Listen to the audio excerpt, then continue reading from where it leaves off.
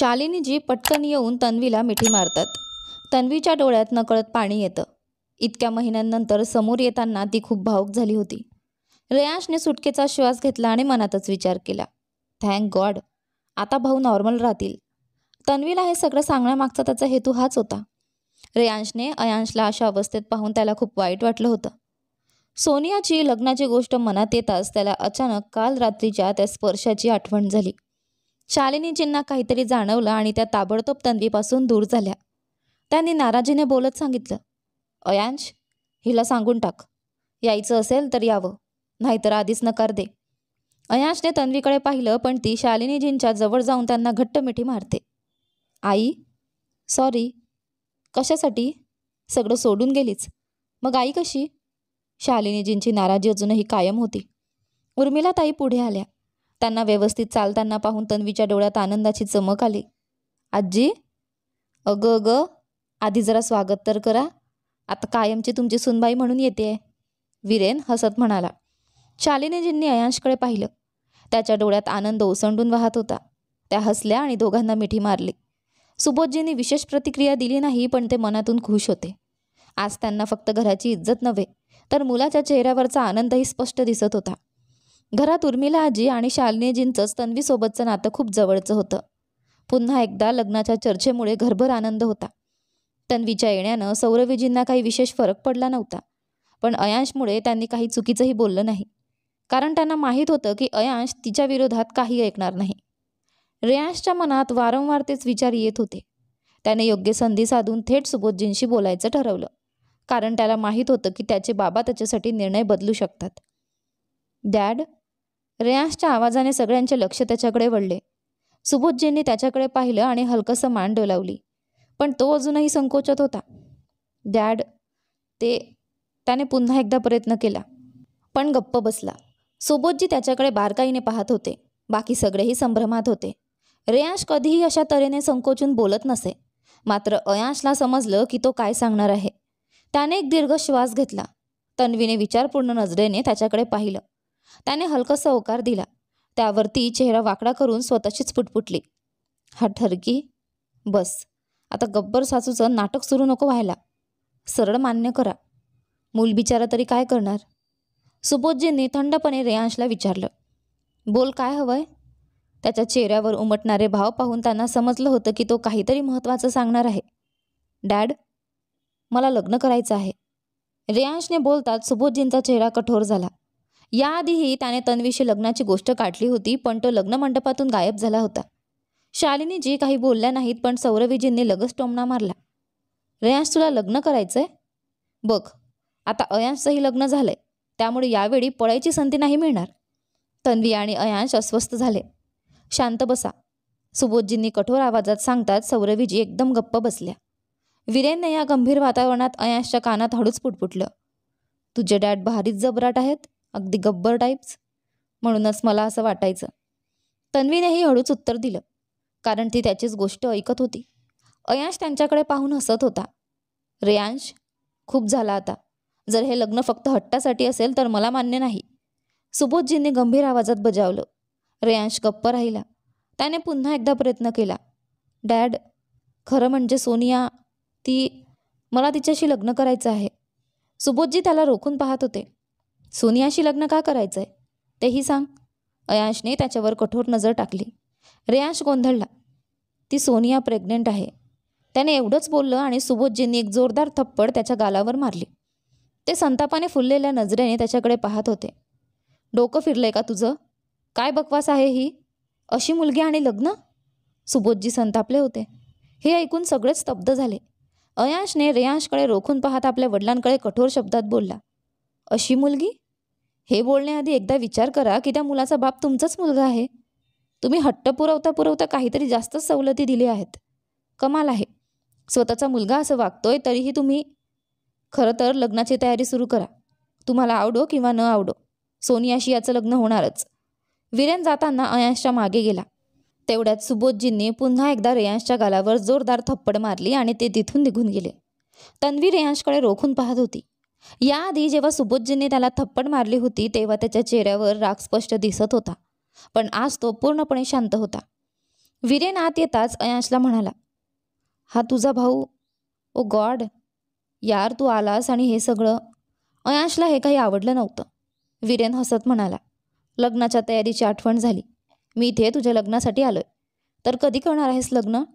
उद्या पंडितजींना बोलवून मुहूर्त काढूया. उर्मिला आजी आत आल्या. त्यांना पाहून वीरेन आनंदाने म्हणाला, ओ वा, मी तुझं लग्न पूर्णपणे एन्जॉय करणार. सुबोधजींचा राग अजूनही शांत झालेला नव्हता. जे काही घडले होते ते त्यांच्यासाठी पचवणं कठीण होतं. रेयांशवर त्यांचा खूप राग आला होता. ऐका ना. शालिनीजी घाबरत आत आल्या. सुबोधजी अजूनही खूप रागात दिसत होते. त्या त्यांच्या दिशेने काही पावले पुढे गेल्या, पण काही अंतरावरच थांबून म्हणाल्या, लग्न तर करावेच लागेल, नाही का? नाही, हे लग्न होऊच शकत नाही. सुबोधजींनी थंड लहेजात उत्तर दिलं. त्या काही बोलू शकल्या नाहीत. त्यांनी रेयांशशी बोलायचं ठरवलं आणि तिथून निघून गेल्या. पण तोच तो समोरून येताना दिसला. रेयांश, हे काय आहे? तुला कळतंय का काही? लग्न झालंही नाही आणि हे सगळं? शालिनीजींचं बोलणं ऐकून रेयांश वैतागून म्हणाला, मॉम प्लीज, आता तुम्ही सुरू होऊ नका.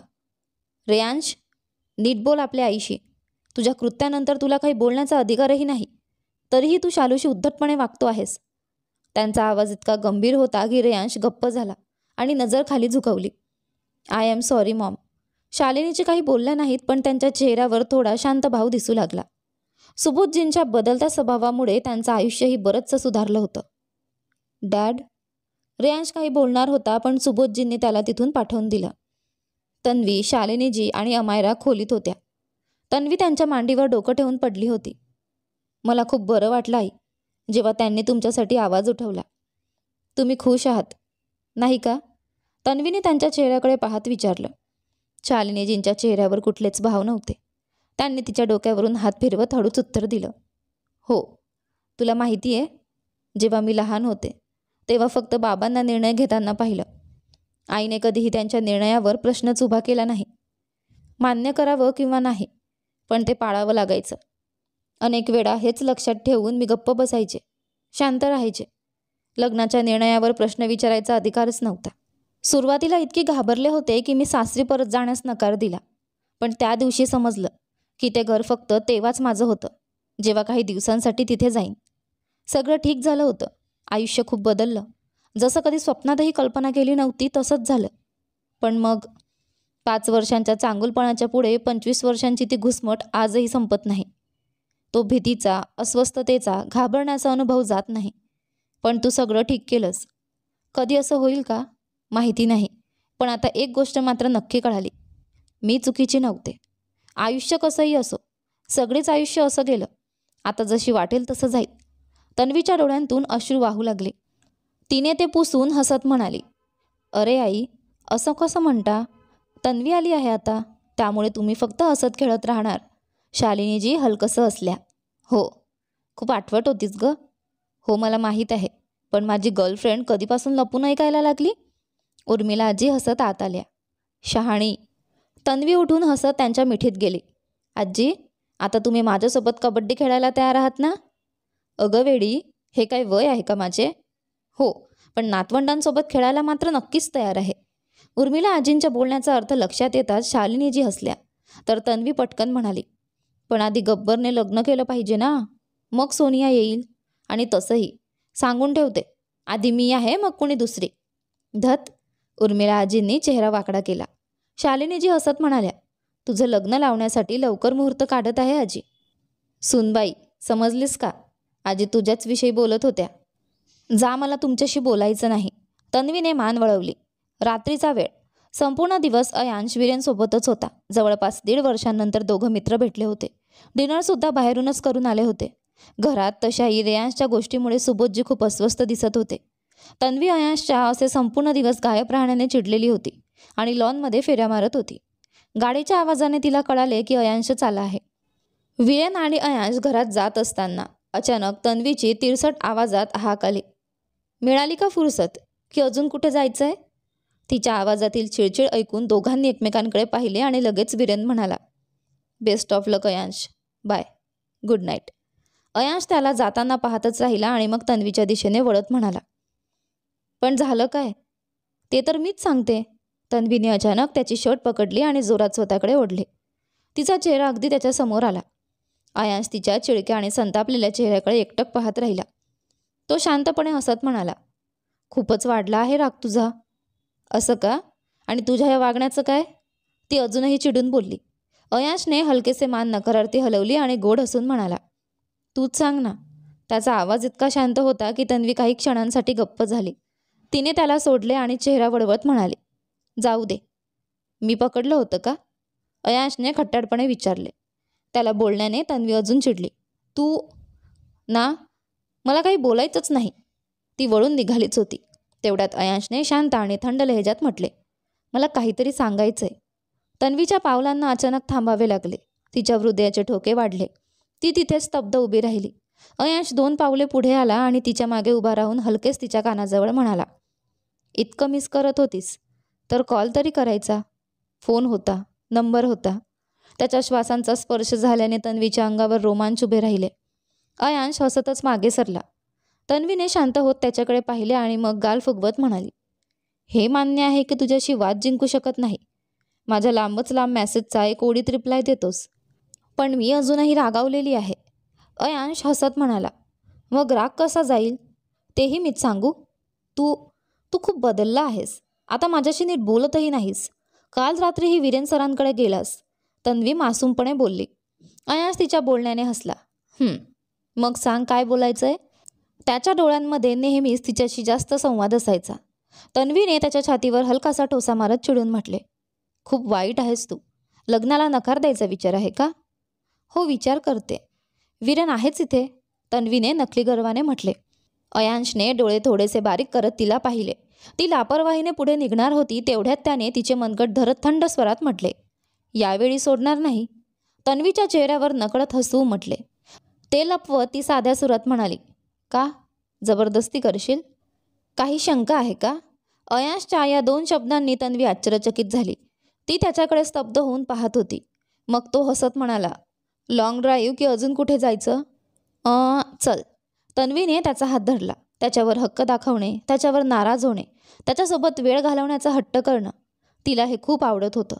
अयांश गाडी चालवत होता. त्याचे लक्ष समोर होतं आणि तन्वी मात्र एकटक त्याच्याकडे पाहत होती. आधीपासूनच तिच्या मनात त्याच्याबद्दल काही भावना होत्या, पण आता त्या जाणीवपूर्वक स्पष्ट होत होत्या. हे सगळं अनुभवणं खूप सुंदर वाटत होतं. चेहऱ्यावर काही लागलंय का? अयांशच्या आवाजाने तन्वी दचकली आणि ते पाहून तो हसला. मॅडम, तुम्ही अशा नजरेने बघत होती म्हणून वाटलं. अयांश, तन्वीने थोडं रागाने तोंड वाकडं केलं. काही क्षणांतच ते दोघे एका आईस्क्रीम पार्लरसमोर पोहोचले. पार्लर बंद होण्याच्या तयारीत होतं, पण अयांश आत जाऊन आईस्क्रीम घेऊन आला. तन्वी कारच्या बोनटवर बसली होती.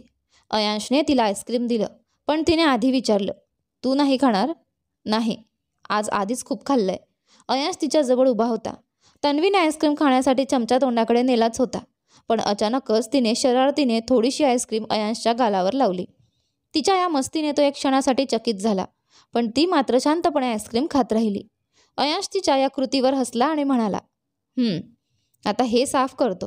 असं म्हणत त्याने आपला चेहरा तिच्याजवळ आणला. तन्वीचा श्वास अडकला. तिला कळून चुकलं की तो काय करणार आहे, त्यामुळे तिने पटकन डोळे घट्ट मिटून घेतले. पण अयांश हसत तिच्या दुपट्ट्याचा कोपरा उचलला आणि त्याने गाल पुसला. आता डोळे उघडू शकतेस. त्याच्या शांत आवाजाने तिने हळूच डोळे उघडले. त्याच्या हातात तिचा दुपट्टा पाहून तिने खोल श्वास घेतला. काय वाटलं तुला? अयांशने तिच्या डोळ्यात पाहत विचारले. त्याच्या नजरेत शरारत झळकत होती. त्याच्या डोळ्यांतील भाव पाहून तन्वीच्या हृदयाची धडधड वाढली. तिने नजर चुकवली. मला म्हणत होतीस की मी बदललोय, पण स्वतःकडे बघ. माझ्यापासून लाजते आहेस? तन्वी हसली आणि उडी मारून खाली उतरली. बिलकुल नाही. खात्री आहे ना? अयांशच्या डोळ्यांमध्ये त्याच्या शब्दांपेक्षा जास्त काहीतरी बोलत होतं. तन्वीचं हृदय वेगाने धडधडू लागलं. आज पहिल्यांदाच तो असं वागत होता. हो, तिने कसंबसं उत्तर दिलं, पण पुढच्या क्षणी ती त्याच्या मिठीत शिरली. अयांशच्या चेहऱ्यावर हसू उमटलं. त्याने हलक्या हाताने तिचे केस हलवले आणि म्हणाला, आता घरी निघूया? हो, चलूया ना, तन्वी हसत म्हणाली. शालिनीजी रेयांशच्या खोलीच्या बाहेर उभ्या होत्या. त्याला बेचैनपणे पुढे मागे फिरताना पाहून शेवटी त्यांना राहवलं नाही आणि त्या आत आल्या. त्यांना पाहताच रेयांश म्हणाला, मॉम, आता काय झालं? आधीच डॅडने आज... तो बोलता बोलता थांबला. शालिनीजींनी गंभीर नजरेने त्याच्याकडे पाहत म्हटलं, रेयांश, जे काही केलं आहेस ते खूप चुकीचं आहे. आधी तन्वीला इतका त्रास दिलास. तुला काही समजतच नाही. कधीच माझं ऐकायचं नाही तुला. आता सोनियाशी लग्न करायचं म्हणतोयस, पण खरंच निभावून नेऊ शकशील? तुला नात्यांच्या मर्यादा ओलांडल्याशिवाय काही दिसतच नाही. मॉम, मला काही माहिती नाही. मी काही विचारलेलंच नाही. निभावू शकतो की नाही हेही माहिती नाही. पण तो मुलगा, मला सोनियाशी लग्न करायचं आहे. रेयांशच्या या शब्दांवर शालिनीजींनी हळूवार त्याच्या गालावर हात ठेवला आणि म्हणाल्या, जर खरंच लग्न करायचं असेल तर सोनियाच्या भविष्याबद्दलही विचार कर. बाकी मी तुझ्या बाबांशी बोलायचा प्रयत्न करते. Thank you so much mom. रेयांशला नेहमीच सुबोधजींची जास्त जवळीक वाटायची, कारण त्याने कधीही त्यांचं काही नाकारलं नव्हतं. कदाचित याच सवयीमुळे तो असा झाला होता. शालिनीजी आपल्या खोलीत आल्या तर सुबोधजी खूप अस्वस्थ दिसत होते. त्यांचं ते रूप पाहून त्या बोलण्याआधीच थोड्या थबकल्या. काय सांगायचं आहे शालू? सुबोधजींनी मृदू आवाजात विचारलं. त्यांनी शालिनीजींचा हात धरला, पण त्या थोड्या बाजूला सरकल्या. एक खोल श्वास घेत त्या स्थिर बसल्या. शांत आवाजात त्यांनी बोलायला सुरुवात केली. तो लग्न अयांशच्या लग्नासाठी उद्या पंडित येणार आहेत शालू, सुबोधजींनी अगदी शांतपणे सांगितलं. त्यावर शालिनीजींनी कपाळावर हात मारला. मी रेयांशच्या लग्नाबद्दल बोलते. हे ऐकताच सुबोधजींच्या चेहऱ्यावर कठोर भाव उमटले. ते आपल्या खुर्चीतून उठले आणि दुसरीकडे वळून म्हणाले, त्याला घरातून बाहेर काढायची तयारी करा. काय? शालिनीजी चकित झाल्या. यावर विश्वास ठेवणं अवघड होतं की सुबोधजी असं काही बोलू शकतात, तेही रेयांशबद्दल. हे तुम्ही काय बोलताय? जेव्हा सगळं इतकं वाईट घडलं होतं तेव्हा तुम्ही त्याला घरी आणलं, आणि आता? शालिनीजींच्या या प्रश्नावर सुबोधजी त्यांच्याकडे वळून म्हणाले, शालू, मी त्याला तुरुंगातून 1 महिन्याने सोडवलं. तोपर्यंत ही शिक्षा वाढवता आली असती, पण तोवर ती निघून गेली होती. आता मात्र गोष्ट वेगळी आहे. रेयांशचा उद्धटपणा किती टोकाला जाऊ शकतो याचा मला आधी अंदाज नव्हता. शालिनीजी काही क्षण शांत राहिल्या. त्यांच्याकडे पाहून सुबोधजी म्हणाले, आणि तुला वाटतं तो बाहेर जाईल आणि सगळं ठीक होईल? रागाच्या भरात कोणताही निर्णय घेऊ नका. सोनियाशी त्याचं लग्न लावून देऊ. कदाचित. लग्न? त्याचं? कधीही नाही. पुन्हा एकदा सुबोधजी आपल्या विचारांमध्ये हरवले होते. का? पुन्हा तीच घराची आणि प्रतिष्ठेची गोष्ट. रेयांशला कदाचित काही फरक पडणार नाही, पण त्या मुलीचं काय? ती आपल्या घरच्यांपासून दूर झाली आहे. उद्या समाजाच्या प्रश्नांना उत्तर द्यावं लागेल. त्याच्या चुकांची शिक्षा त्या मुलाला का मिळावी? आपण दोघं सोबत होतो, तरीही अयांशवर एवढा परिणाम झाला. मग त्या मुलाचं काय होईल? शालिनीजींच्या शब्दांनी सुबोधजी पुन्हा एकदा शांत झाले. त्यांच्याकडे काही बोलण्यासाठी उरलं नव्हतं, कारण शालिनीजी चुकीचं बोलत नव्हत्या. त्यांच्या विचारांनी सुबोधजी गोंधळलेले होते. आणि तेव्हा शालिनीजी पुन्हा म्हणाल्या, जर तुम्ही नाही मानाल तर रेयांश काही ना काही करून हे लग्न लावूनच घेईल, आणि मग गोष्टी आणखीनच बिघडतील. शालू, तुला समजत नाहीये. सुबोधजी अडचणीत सापडले होते. ते हे कसं करावं हेच त्यांना उमगत नव्हतं. त्यांच्या या उत्तरावर शालिनीजी वैतागून म्हणाल्या, समजत नाहीये? समजून घ्यायचंच नाही तुम्हाला?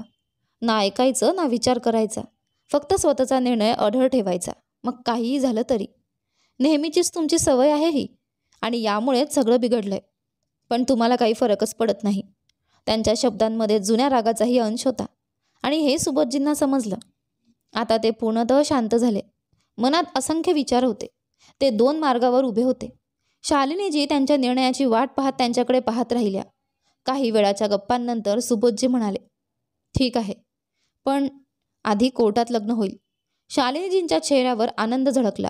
कोर्टात लग्नाचा प्रस्ताव त्यांनी मुद्दाम मांडला होता, जेणेकरून यावेळी रेयांश काही मूर्खपणा करणार नाही. हो, हे ठीक आहे. शालिनीजींनी समाधानाने मान हलवली. त्यांना रेयांशमध्ये काहीसा बदल दिसत होता. त्यामुळे त्यांना फक्त हीच भीती होती की तो पुन्हा काही चुकीचं करणार नाही, कारण यावेळी सुबोधजी त्याला माफ करणार नव्हते. शालिनीजींनी एक खोल श्वास घेतला आणि त्या पुढे जाणार होत्या. तेव्हाच सुबोधजींनी हळूवार विचारलं, शालू, तुम्ही ठीक आहात ना? त्यांच्या आवाजात थोडी हिचकिचाहट होती. शालिनीजींनी हलकीशी हसून मान हलवली. यावेळी सुबोधजी त्यांच्या जवळ आले आणि काही न बोलता त्यांचा हात हातात घेतला. जवळजवळ 1 मिनिट शांततेत गेल्यानंतर ते म्हणाले, माफीनामा मागत नाही, पण एकच प्रश्न, माझ्या वाट्याला थोडी तरी माफी आली आहे का? हे ऐकून शालिनीजींच्या डोळ्यांसमोर जुन्या आठवणी चमकून गेल्या. त्यांनी आपल्या बाजूने खूप प्रयत्न केले होते. मी निघते. त्यांनी विषय बदलण्याचा प्रयत्न केला. सुबोधजींनी हळूवार त्यांचा हात सोडला. काही क्षण शांततेनंतर शालिनीजी म्हणाल्या, वेळेला आपलं काम करू द्या. काही खराब होण्यासाठी एक क्षण पुरेसा असतो, पण ते ठीक करण्यासाठी खूप वेळ लागतो राणासाहेब. सुबोधजी गप्प बसले आणि शालिनीजी कपडे बदलायला बाथरूममध्ये निघून गेल्या. रेयांशला जेव्हा समजलं की सुबोधजीने लग्नासाठी होकार दिलाय, तेव्हा तो काहीसा निर्धास्त वाटला. दुसरीकडे सोनिया मात्र अजूनही संभ्रमात होती. खरंच रेयांश तिच्याशी लग्न करणार का नाही? तो शेवटचं बोलून गेला, पण त्यानंतर त्याचा एकही फोन आला नव्हता. तो स्वतःही आला नव्हता. सोनिया विचारांच्या गुंत्यात होती. तेव्हाच आयुषी तिच्याजवळ आली आणि तिने तिला ज्यूस दिला. बेब्स, त्याच्याबद्दल जास्त विचार करू नकोस. तो नाही येणार. त्याच्या आईवडिलांना पटत नाही. त्याच्या घरच्यांनीही नकार दिलाय. हो, मला माहीत आहे, सोनिया थकलेल्या स्वरात म्हणाली आणि ज्यूस पिऊ लागली. आता तिला जाणवलं होतं की प्रेमाच्या नावाखाली तिने किती मोठी चूक केली. जेव्हा रेयांश तिच्यासोबत असायचा तेव्हा ती फक्त त्याच्यासाठी जगायची. पण हे किती चुकीचं होतं याचा तिला उशिरा साक्षात्कार झाला होता आणि तोपर्यंत पश्चाताप करायला वेळही निघून गेला होता. सिंहसदनमध्ये उर्मिला आजींनी पंडितजींना लवकरात लवकर शुभमुहूर्त बघायला सांगितलं. 15 दिवसांनंतर एक चांगला मुहूर्त मिळाला आणि त्यांनी तो निश्चित केला. अयांशच्या नजरा तन्वीवर होत्या, जी एका कोपऱ्यातून त्याला पाहत होती. त्याने हलकीशी स्मित हास्य केलं. अमायरा घरी आलेली पाहताच सौरवीजींनी काही विचारायचा प्रयत्न केला, पण त्याआधीच ती धावत आत आली आणि थेट तन्वीला मिठी मारली. तन्वीच्या चेहऱ्यावर आनंद झळकला. अमायरा तशीच तिला बिलगून राहिली. काही क्षणांतच तिच्या डोळ्यांतून अश्रू वाहू लागले. तन्वीच्या डोळ्यातही ओलसर भाव उमटले. वहिनी, असं कोणी जातं का? मी किती वेळा कॉल केले? अमायरा नाराजीने तन्वीपासून दूर झाली.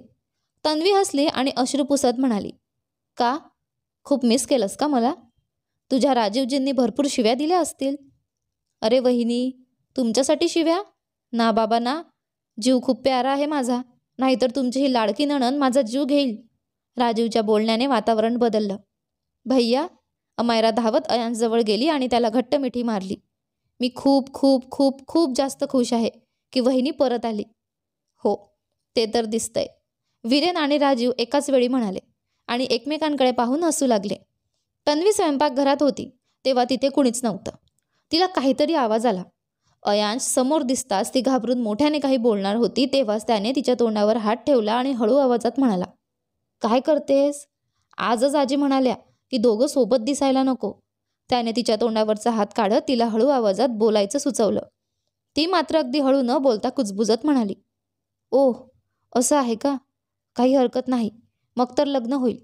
तिच्या या खोडकर स्वभावानंतर अयांशने डोकं हलवत तिच्या कपाळावर हलकीशी टपकी मारली. तुला काही होणार नाही मॅडम. मी इतकं हळू बोलायला सांगितलं नव्हतं. असं तर आधीच सांगायचं ना, तन्वी मोठ्याने बोलली आणि पटकन अयांशने पुन्हा तिच्या तोंडावर हात ठेवला. अगं यार, एवढ्या मोठ्याने बोलायची गरज नाही. त्यांची नजर एकमेकांवर स्थिर झाली. डोळ्यात खोल अर्थ होत होता. ते दोघंही त्या नजरेत हरवले होते. डोळ्यांनीच व्यक्त होऊ द्यावं, नजरेनंच सगळं सांगून द्यावं. शब्दांपेक्षा नजरेतून प्रेम उमटू द्यावं. ते दोघं अजूनही एकमेकांच्या डोळ्यांमध्ये हरवून गेले होते. तेव्हाच अचानक आवाज आला. मी काही पाहिलं नाही. वीरेनच्या आवाजाने ते दचकले. अयांशने त्याच्याकडे रागाने पाहिलं, पण वीरेन मात्र हसत राहिला. पाहिलं तरी काय झालं? तो फक्त माझ्याकडे बघत होता, तन्वी बिनधास्तपणे बोलली. त्यामुळे वीरेन शांत झाला, पण अयांश मनातच म्हणाला, ही मुलगी किती बोलते. कुठे काय बोलायचं काही समजतच नाही हिला. तन्वी निघून गेली तर वीरेन आश्चर्यचकित होऊन म्हणाला, ही शांत असलेलीच बरी होती. अरे बापरे, मला पण गप्प करून टाकलं हिने. अयांश हसू लागला. ती अशीच आहे, काही विचार न करता बोलते, अगदी काहीही. हो हो, ते बघितलंच मी. वीरेनने त्याच्याकडे अर्थपूर्ण नजरेने पाहिलं. अयांशला त्याचा इशारा समजला आणि तो स्मित हास्य करत गप्प राहिला. त्याच्या कानात अजूनही तन्वीचे शब्द घुमत होते. एक मुलगा आहे जो न सांगताच प्रेम व्यक्त करतो. आजच्या या दिखाऊ प्रेमाच्या जगात तो फक्त नजरभर बघूनही प्रेम जाणवू देतो. एक मुलगा आहे जो मूर्ख आहे. वीरेनने अयांशच्या खांद्यावर टपकी मारली. अयांश त्याच्याकडे पाहू लागला तर वीरेन म्हणाला, काय बघतोस? मी तुझ्यापासून घाबरत नाही. मी केव्हा म्हटलं तू घाबरतोस? अयांश, तू अगदी म्हातारा झालायस. जस्ट थिंक, तुझं लग्न होणार आहे आणि अजूनही तू तिला कधीच ते सांगितलं नाही जे तू तिच्यासाठी फील करतोस. वीरेनच्या या वाक्यावर अयांश विचारात पडला. खरंच तो कधीच बोलला नव्हता, पण नेमकं सांगायचं तरी काय? थोडा विचार करून तो हसला. वीरेनने त्याच्या खांद्यावर कोपर मारला आणि म्हणाला, अरे सांग ना तिला. अयांश शांतपणे म्हणाला, ती समजते, मी समजतो. शब्द महत्त्वाचे असतात, पण काही न बोलताही सगळं कळू शकतं. वीरेनने हात जोडले आणि म्हणाला, तुझ्या फिलॉसॉफीला मी हात जोडतो. अयांश हसत होता आणि त्याच वेळी त्याचं लक्ष रेयांशकडे गेलं. त्याने एक स्मित केलं आणि शांत झाला. त्याच्या मनात अजूनही तन्वीच्या बोलण्याचा प्रतिध्वनी उमटत होता. त्याने पुढे होऊन पाण्याची बाटली उचलली. तेव्हाच वीरेन म्हणाला, तू तर खूप फास्ट निघालास रे भाऊ. याला ना सवयच आहे चुकीच्या गोष्टी करत राहण्याची. त्यामुळे स्वतःला काय करतोय हेच याला कळत नाही. अयांशच्या या वाक्यावर रेयांश थोडा थांबला, पण नंतर काही न बोलता तिथून निघून गेला. यानंतर रेयांश आणि अयांश दोघांच्याही आयुष्यात काय होते ते पहा आपल्या या कथेच्या पुढच्या आणि शेवटच्या भागामध्ये. तोपर्यंत तुम्हाला आजचे दोन्ही भाग कसे वाटले तुम्ही कमेंट करून नक्की सांगा. तुम्हाला कथा आवडत असेल तर व्हिडिओला लाईक करा, चॅनलवर नवीन असाल तर सबस्क्राईब करा आणि हो, नोटिफिकेशन बेल नक्की दाबा, जेणेकरून येणाऱ्या पुढील व्हिडिओचे अपडेट तुम्हाला सर्वात आधी मिळेल. धन्यवाद.